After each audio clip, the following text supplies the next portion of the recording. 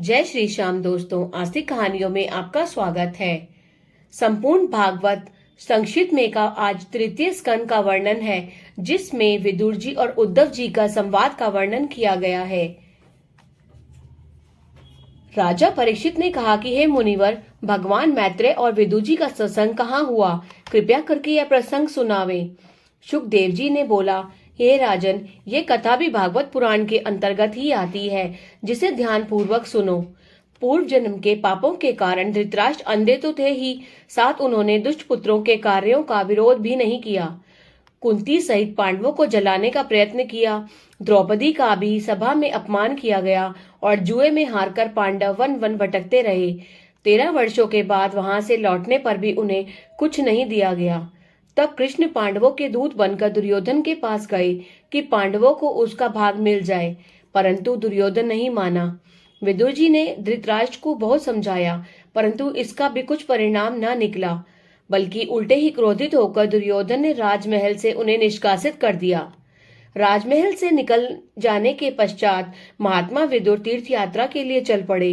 तीर्थों में घूमते घूमते वो यमुना नदी के तट पर ऋषि मैत्रेय के आश्रम में ईश्वर भजन करते रहे। महाभारत युद्ध के समाप्त होने के पश्चात जब युधिष्ठिर राजा बन गए, तब उन्हें बद्रिकाश्रम जा रहे उद्धव जी से सभी बातों का पता लगा कि समस्त कौरवों का संहार हो गया है। वहीं पर विदुर जी ने उद्धव जी से पूछा कि हे भाई, आप तो सदा कृष्ण के साथ रहते थे, आज आप इधर अकेले कैसे आए हैं? भगवान कृष्ण, बलराम और यदुवंशी आदि सब सकुशल तो हैं? यह सुनकर उद्धव रोने लगे।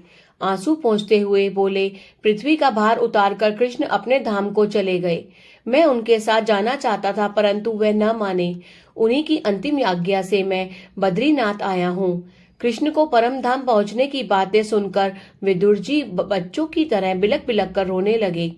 किंतु उद्धव जी ने जब उन्हें नीति पूर्वक समझाया, तो वे अपने आंसू को पोंछते हुए बोले, हे उद्धव जी, मैं तो महाभारत के पहले ही तीर्थ यात्रा को निकल पड़ा था, क्योंकि हमें पांडवों पर कौरवों का अत्याचार देखा नहीं जा सकता था। अतः हे भाई, हमारे आने के पश्चात भगवान श्री कृष्ण ने कौन कौन से अनुपम कार्य किए, उसका वर्णन सुनाए।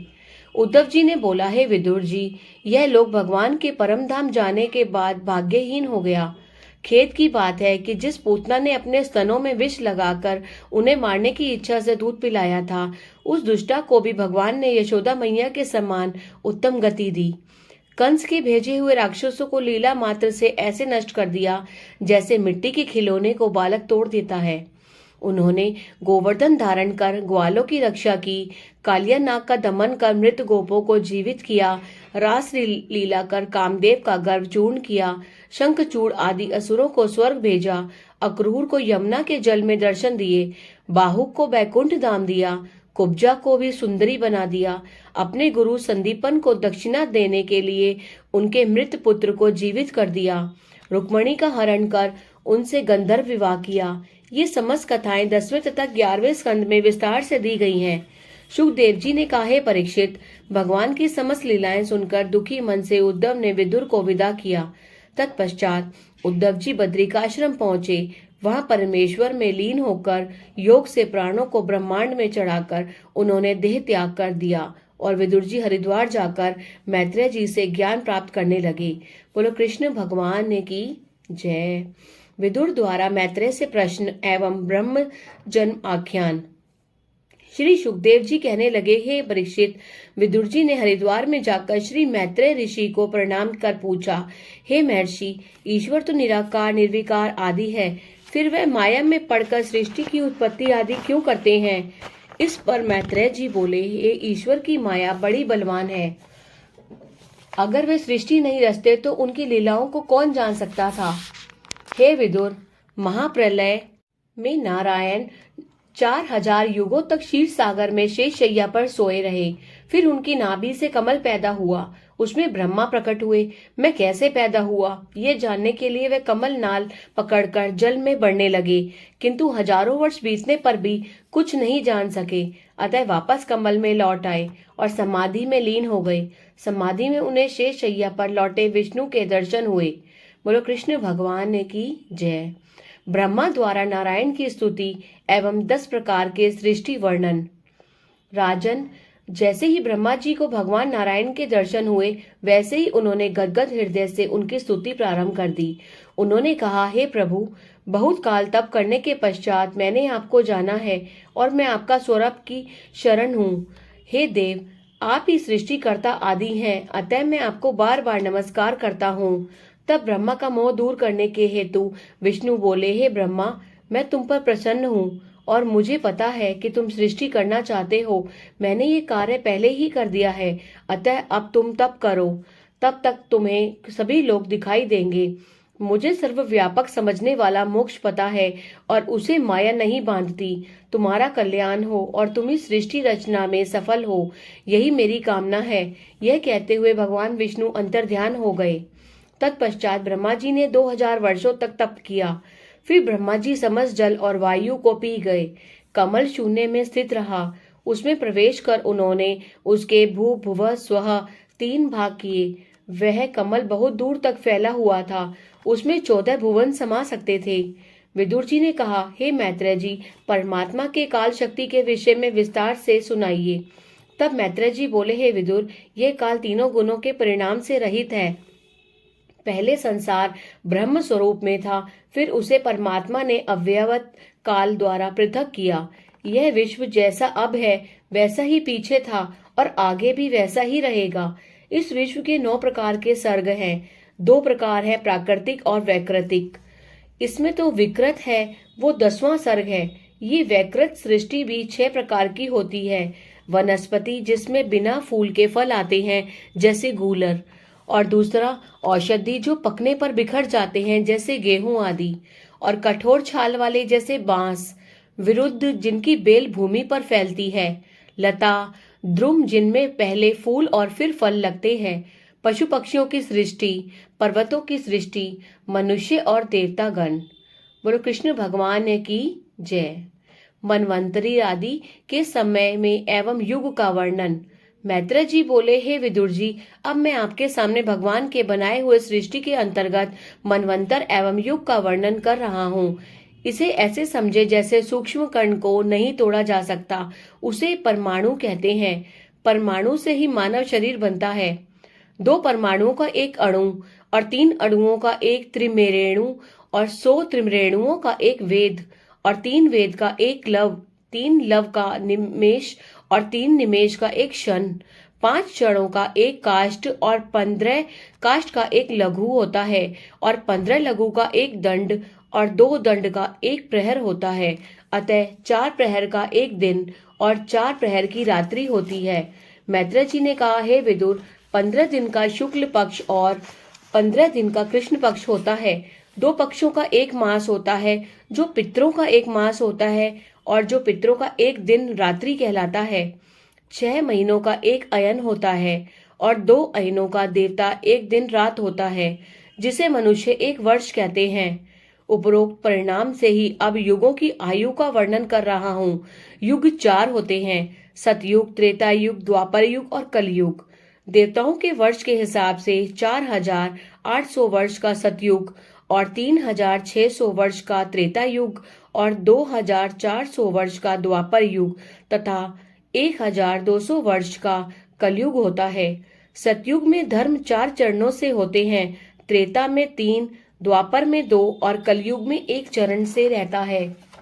हर कल्पांत में पृथ्वी जल में डूब जाती है, जबकि कई युग परिवर्तन के बाद कल्पांत आता है। उस समय विष्णु शेष शैया पर योग निद्रा में सो जाते हैं। तत्पश्चात कमल उत्पन्न किया जाता है और फिर ब्रह्मा की सृष्टि होती है। उसके बाद ब्रह्मा द्वारा तप करके सृष्टि प्रारंभ की जाती है। गति हर प्रलय के बाद आती है, जब 16 प्रलय हो आ चुका हो। बोलो श्री कृष्ण भगवान की जय। ब्रह्मा की सृष्टि का वर्णन। मैत्रेय जी बोले, हे विदुर, जब ब्रह्मा जी को नारायण का दर्शन मिल गया और तप का पूर्णाहुति कर लिए, तब उन्हें सृष्टि उत्पन्न करने का ज्ञान मिला और सृष्टि रचना प्रारंभ कर दी। सबसे पहले उन्होंने मोह और महामोह, तम, तामस्त्री तथा अंधता, मिस्र की रचना की। तत्पश्चात उन्होंने अपने मन से सनातन, सनक, सनंदन और सनत कुमार को उत्पन्न किया। उसे संतान पैदा करने का आदेश दिया। किंतु उन चारों ने ब्रह्मा की आज्ञा को मानने से इनकार कर दिया। तब क्रोध में आकर ब्रह्मा जी की बाहों से बालक पैदा हुआ। वह रोते हुए बोला, मेरा कर्म है। ब्रह्मा जी बोले, तेरा नाम रुद्र है। हृदय, प्राण आदि 11 स्थानों में रहेगा। मन्ने, महीनम, शिव आदि तेरे 11 नाम होंगे। अब तुम संतान उत्पन्न करो। तब रुद्र ने अनेक बच्चे पैदा किए, जो भूत पिशाच आदि हुए, जिन्होंने विश्व को निगल जाने की चेष्टा की। तब ब्रह्मा जी रुद्र से बोले, तुमने भयंकर संतानों को पैदा किया है। अब तुम तप करो, इससे तुम्हें तमोगुण नष्ट होकर सत्व गुण का उदय होगा। रुद्र तप करने लगे। इधर ब्रह्मा जी ने मरीचि, अत्रि आदि 10 पुत्र पैदा किए और नारद भी उन्हीं 10 में से एक हुए। तत्पश्चात ब्रह्मा जी के शरीर के विभिन्न अंगों से विभिन्न प्रकार के जगत पैदा हुए, जिनसे उन्होंने रूपवती सरस्वती को पैदा किया। उसे देख ब्रह्मा मोहित हो गए। वह रमण करने को तैयार हो गए। तब उनके मरीचि, अंगिरा आदि पुत्रों ने इसे अधर्म बताते हुए उन्हें ऐसा न करने को परामर्श दिया। इससे उनके हृदय में ज्ञान का उदय हुआ। पुत्री के प्रति इस प्रकार का भावना से लज्जित होकर ब्रह्मा ने प्राण त्याग दिए। उनका शरीर की दिशाओं में बांट दिया गया। तत्पश्चात फिर क्रमानुसार नियमों के मुताबिक ब्रह्मा प्रकट हुए तो वे विचार करने लगे कि सृष्टि रचना कैसे करूं। उस समय उनके मुख से वेद, उपवेद, इतिहास, पुराण, धर्म और विद्या आदि पैदा हुए। तत्पश्चात उन्होंने अपने दाहिने शरीर से स्वयंभू मनु तथा बाएं शरीर से शतरूपा को उत्पन्न किया। उनका विवाह कराकर उन्होंने संतान पैदा करने की आज्ञा दी। इस पर स्वयंभू मनु बोले, हे पिता, यहाँ तो जल है, अतः पैदा होने वाली संतान कहाँ रहेगी। ब्रह्मा ने कहा, हे मनु, प्रजा के रहने योग्य पृथ्वी इसी जल में डूबी हुई है। मैं इसका उद्धार करने के प्रयत्न करता हूँ। तब तक तुम तपस्या करो। जब पृथ्वी ऊपर आ जाएगी तब तुम संतान पैदा करना। बोलो श्री कृष्ण भगवान की जय। परमेश्वर का वाराह अवतार। मैत्रेय जी बोले, हे विदुर, तत्पश्चात ब्रह्मा पृथ्वी के उद्धार के लिए भगवान नारायण की स्तुति करने लगे। तब ध्यान में आकर भगवान विष्णु बोले, हे ब्रह्मा, तुम चिंता न करो, मैं वाराह रूप में हिरण्याक्ष को मारकर पृथ्वी के ऊपर ले आऊंगा। उसी समय ब्रह्मा को एक छींक आई और उनकी नाक से एक बहुत ही छोटा सूअर निकला। कुछ ही देर में वह हाथी के बराबर हो गया और वह शीघ्र ही पाताल में प्रवेश कर गए। वहां उन्होंने पृथ्वी देखी, परंतु हिरण्याक्ष न दिखाई दिया। अतः उन्होंने पृथ्वी को अपनी दाढ़ी पर उठा लिया और चल पड़े। मार्ग में उन्हें हिरण्याक्ष मिल गया। वह वाराह के कार्य के से अत्यंत क्रोधित हो गया और दोनों में द्वंद्व युद्ध शुरू हो गया। कुछ ही क्षण में वाराह भगवान ने हिरण्याक्ष को मारकर पृथ्वी को ऊपर ले आए। यह देखकर ब्रह्मा जी परम प्रसन्न हो गए और नारायण की स्तुति करने लगे। बोलो श्री कृष्ण भगवान की जय। ओम नमो भगवते वासुदेवाय।